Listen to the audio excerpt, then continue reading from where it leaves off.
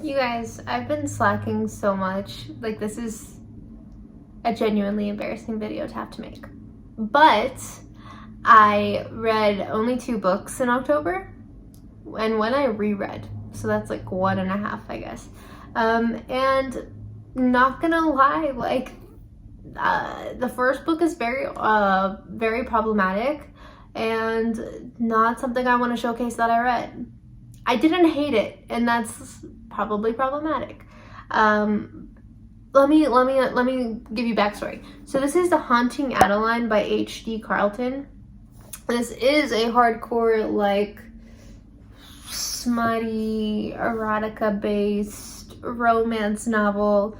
And I wanted to read something that was like romance, but also thriller or horror if possible, because it was like Halloween and it was October, and I did not like the XX, which is like, I think the book everyone was trying to push for October as like a rom-com spooky book vibe, and I had already read Verity like a few months beforehand. So long story short, I was on the prowl for that kind of vibe or that kind of book. Let me talk about why I liked the book first, and then I'll talk about things that I don't think will work for a lot of people or at all for some people. Things that I did like about the Haunting Adeline is that I liked the murder mystery undertone. There was a parallel universe kind of going on, but through basically this girl lives in her grandmother's house, and it's like a old, arguably haunted house vibe environment. And her grandmother or her great-grandmother, one of the two, I forgot, I think it was the great-grandmother, was murdered in the house. And there's this whole like cold case in the 20s, I believe, and I think there was like a cross with like mafia related stuff at that time.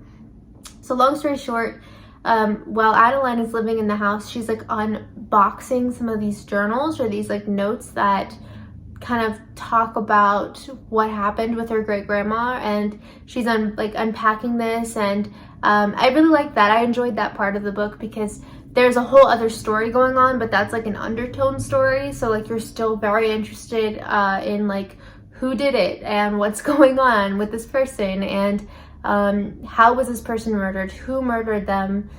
Those are things that you're kind of focused on, and again, I picked this up because I wanted to read a romance book. So to get me interested in anything non-romance related is pretty rare, but I did like that. Now let's talk about the romance, because this is arguably not the romance that I typically would go after, if at all. Now the killer, the person Zaid, who is the love interest, is actually her stalker. Yeah, I'm just gonna let you soak that up. It's her stalker. So he's also someone that like kills pedophiles, which is like his redeeming arc for being kind of creepy and weird. Which, not gonna lie, is pretty redeemable, but not entirely. So yeah, he basically is involved in like this ring or this group or organization of, you know, finding pedophiles and killing them, and there's, you know, like a whole chain of like, you know, things like that in the world. So like he has a lot of business to do and a lot of people to kill, but he only kills like bad guys pretty much. But I don't remember how he gets obsessed with her because my memory is very bad, but like I think he just sees her and then he just starts like stalking her and leaving her these like weird notes or something, and she's really not into it. Although she does end up having like this kink or excitement around predatory behavior, I guess. So, you know, trigger warning there. I wasn't really into that part, not gonna lie. I didn't hate Zaid and Addie together when they actually did get together, because I think at first she was like fighting it, but then she was really into it the whole time. Like even in the beginning, she'd be like super turned on by this guy, even though she was like creeped out. But they end up actually having a very significant bond and really caring about each other. And not gonna lie, towards the end of the book, I was mainly just focused on like the murder mystery and then like the killing of the pedophile rings and things like that, like the mafia kind of stuff.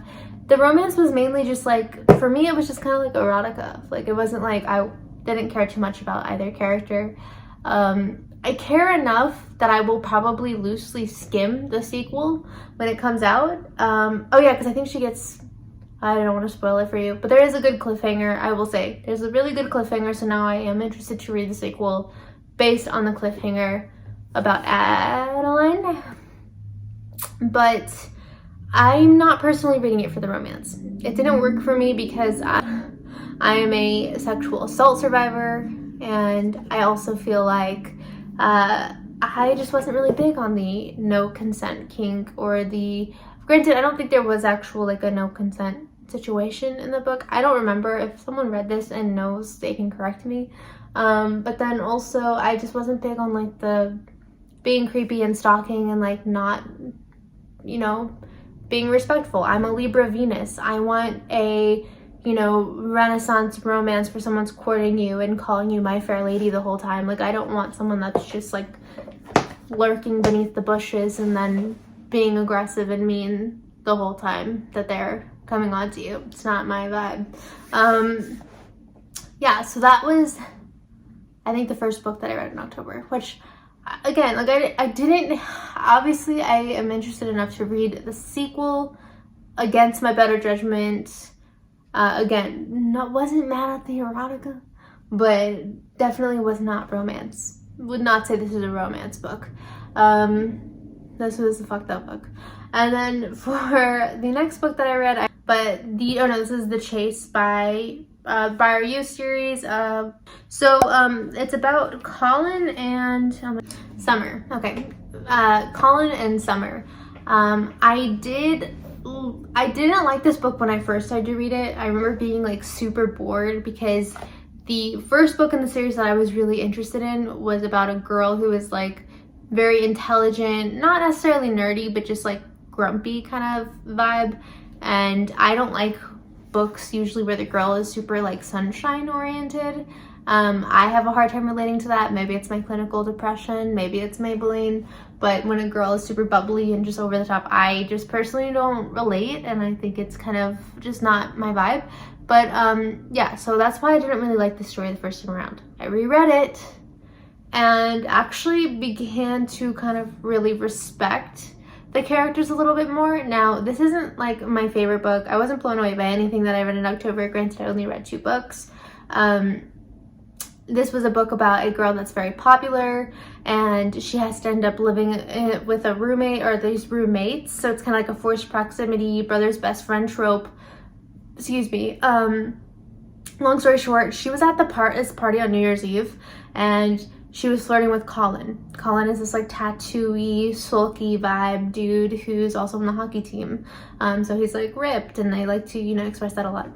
So they're flirting. She goes to the bathroom and she overhears him basically just calling her vapid, calling her an airhead, not knowing that was albiest. Please correct me if I say that wrong, because she actually has a learning disability. She's actually severely ADD and has been kind of carrying around a lot of wounds about feeling inferior to people intellectually due to having a different way of learning. I really appreciate that the author decided to include that in her narrative, because I don't think that's kind of representation that we normalize or see often. And I do think it was very important. I do think that it gave her a lot of depth. I do think it was easier to relate to her because of that, because I also have ADD. And so, yeah, so there was a lot of themes where I was able to connect with her better because of this. But yeah, so she holds it against him. He doesn't know that she overheard that. She chooses to carry a very bubbly persona despite, you know, things that she goes through. She's a very pretty girl, so it kind of shows the struggles of like a pretty girl basically being trivialized in society, people coming on to her, people, you know, just like treating her like a dumb blonde.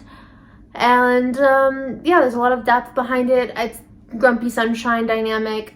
Personally, I like my grumpy sunshine dynamic to be like the girl's grumpy, the guy's sunshine, or just like the main character that I'm in the perspective of genuinely is grumpy. I don't really care gender or preference of who they're dating, anyone like that. That's just my preference in terms of like the person that I'm reading in the narrative of, because I like to empathize in that way. But yeah, so it was a good book. It was cute. It was a fast read. Wasn't my favorite. I definitely think The Deal is better so far. It's the best one that I read. I loved that one. Like, I would reread that again for entertainment. But yeah. So overall, if you like this very brief video, please give it a thumbs up. Don't forget to like, comment, and subscribe. And please, yeah, check out my socials down below. And I will see you in my next video.